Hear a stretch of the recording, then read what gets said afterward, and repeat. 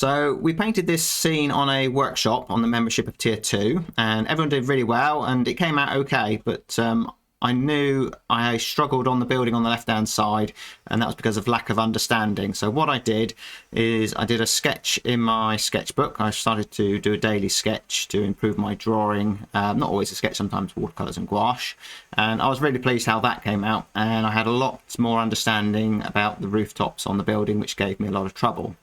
So I wanted to have a go at painting this, and I actually preferred the composition of this with the building taking more of a prominent position. So what I did is I projected this drawing onto a piece of watercolour paper, which was 20 inches by 16 inches, so a little bit bigger than I normally paint. You can see my state-of-the-art equipment there. It's just a basic projector that you buy for second-hand on Facebook, which I did, and a toilet roll holder, well, it's actually a kitchen roll, to hold it in place, but it does the job. So I had my drawing on there, and I just put some music on, nice relaxing music, and just went for it. So because we'd already painted this on the members workshop, that I thought I didn't need to necessarily do a demo of talk through it because I've already done that. But I will sort of talk you through what went wrong with this and what went well with it and so on.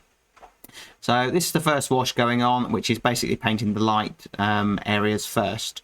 So I think I didn't want to have too much in the way of white paper left, that I wanted to get an overall warmth, so I went with more sort of yellow and sort of red tones. So I left the white for the boat because that's kind of the focal point really, where the sunlight hits the boat and the side of that building.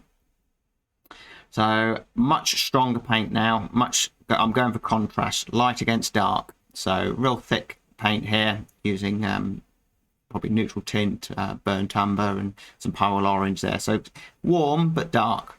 And just thinking, I did my sketch in my sketchbook not that long ago, and still fresh in my memory, all of those complicated rooftops, the buildings built onto each other and so on. And use plenty of water to let the washes run into each other. This building doesn't want to dominate.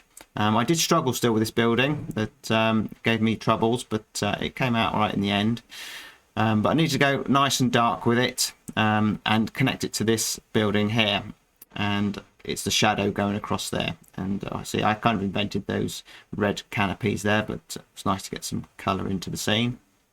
But the important thing for me is connection all the way through, and working large, like this, it's quite tricky, to be fair, because you've got to get around quite a large area. So I'm using much bigger brushes.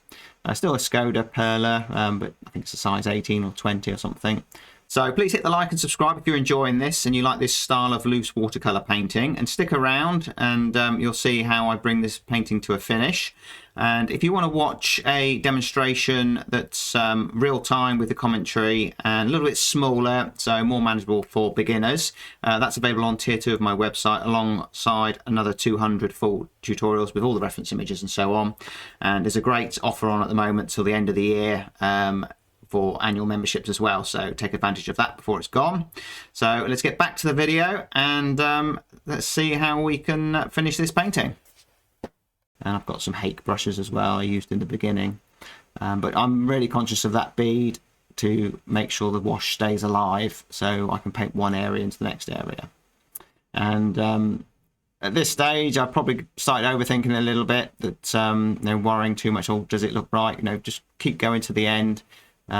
Those windows are in shadow, so they were just too light, so I used a bit of gouache just to melt them into the background, and I was starting to worry and thinking, I've got the same issue here again, that building is giving me trouble, but I know how it comes out, so I'm relaxed. It's fine that I've already painted this, so it's okay.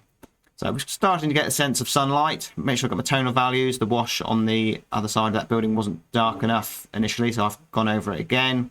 It's not always great to have to paint areas again, so if you can get it the correct tonal value first off, better, but it doesn't always happen.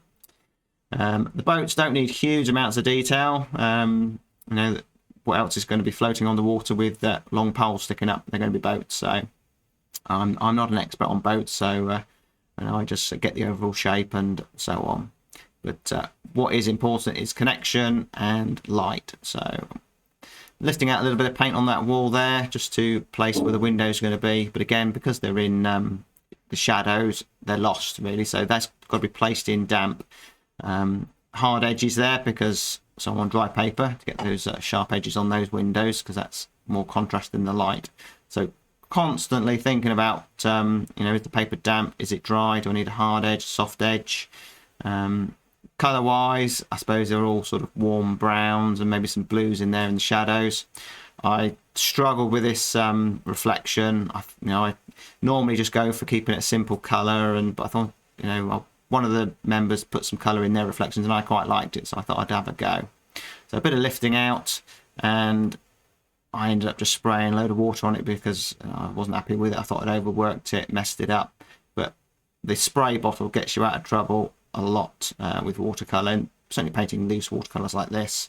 That just, if something's not going quite right, you know, just wash it off and see what happens. You know, you might get lucky, and I think I did on this one.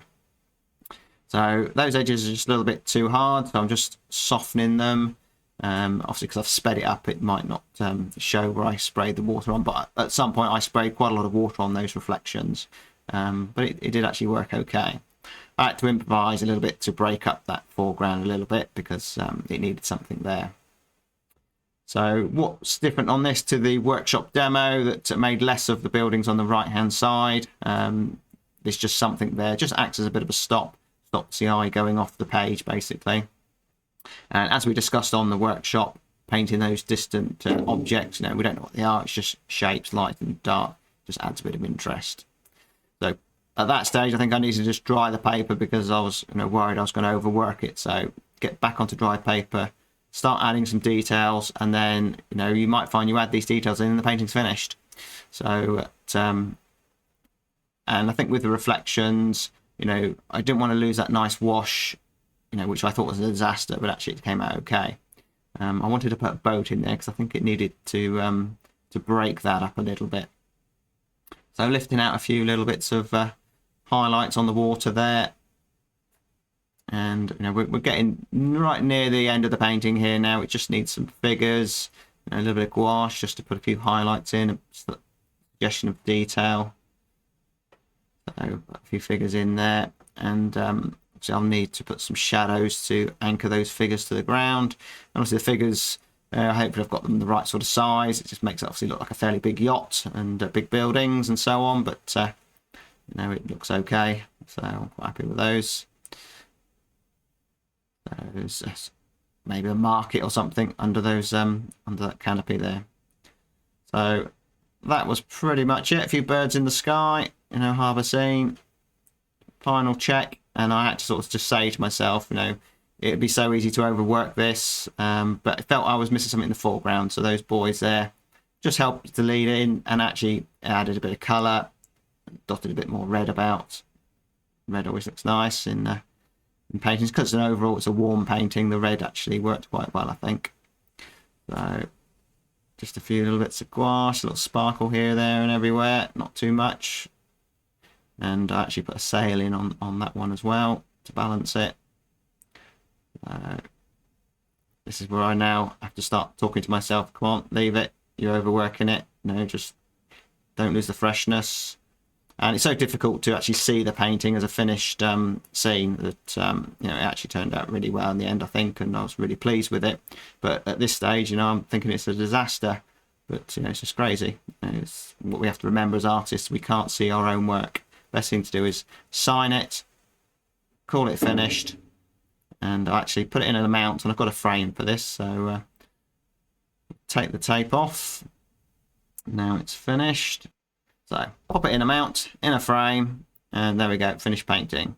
So that was the process from going from the workshop. So those of you on tier 2 of the website, check out that workshop video. It's the full demo of how I painted it from start to finish, with commentary obviously. But that was working on a larger scale, going for something slightly more polished. So hopefully you enjoyed that, and if you decide to give it a go, good luck, and I'll see you on the next video. There you go. Hopefully you enjoyed that. Please do hit the like and subscribe. Check out the links in the description, and watch this video next if you enjoyed this one, because you're going to love this one.